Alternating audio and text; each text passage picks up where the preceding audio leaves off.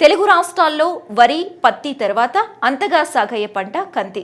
వర్షాధారంగా పండించే ఈ పంట తరచుగా వాతావరణ మార్పులకు, చీడపీడలకు గురై రైతులను నష్టపెడుతూ ఉంటుంది.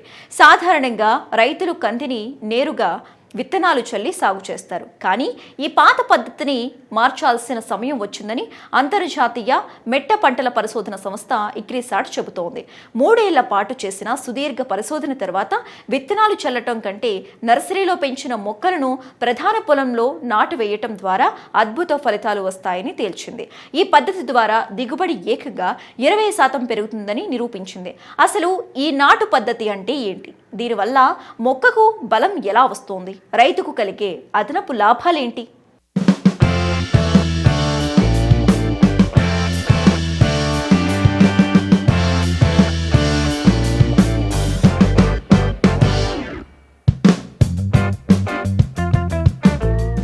సాధారణంగా వరి, మిరప, కూరగాయలను నర్సరీలో పెంచి నాటుతారు.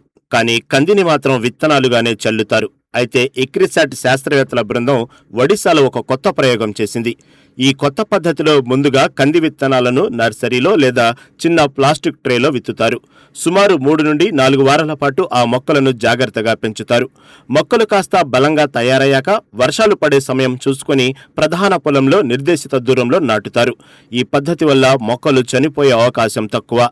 విత్తనాలు మొలకెత్తలేదన్న బెంగ రైతుకు ఉండదు. పొలంలో ప్రతి మొక్క ఆరోగ్యంగా, ఏపుగా పెరుగుతోంది.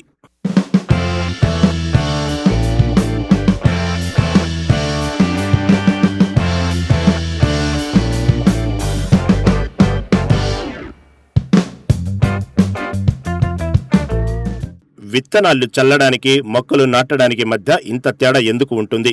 దీనికి శాస్త్రవేత్తలు చెబుతున్న కారణాలు ఏంటంటే, నర్సరీలో పెరిగిన మొక్కను పొలంలో నాటినప్పుడు దాని వేర్లు చాలా బలంగా, లోతుగా భూమిలోకి చొచ్చుకుపోతాయి.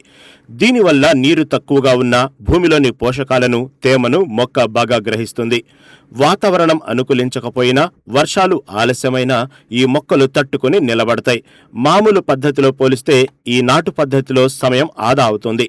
పంట 12 నుండి 18 రోజులు ముందుగానే చేతికి వస్తుంది. దీనివల్ల చివర్లో వచ్చే చీడపీడల నుండి పంట తప్పించుకుంటుంది. మొక్కలు బలంగా ఉండటం వల్ల కంది గింజలు కూడా లావుగా, నాణ్యంగా వస్తాయి.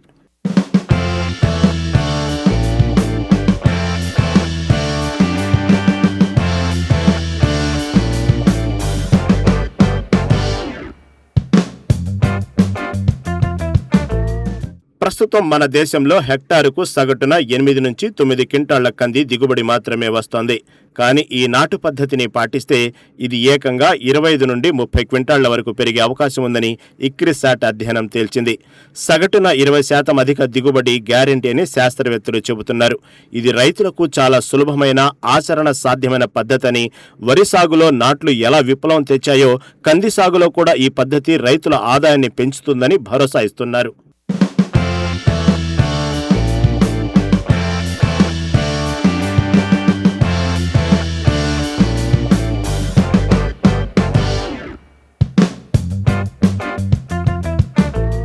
కొంచెం శ్రమ అనుకోకుండా నర్సరీ పద్ధతిలో కంది సాగు చేస్తే లాభాలు కళ్ల ముందే కనిపిస్తాయి.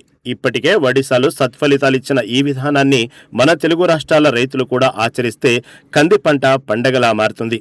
దీనిపై మరింత సమాచారం కోసం రైతులు స్థానిక వ్యవసాయాధికారులను లేదా ఇక్రిసాట్ను సంప్రదించవచ్చు.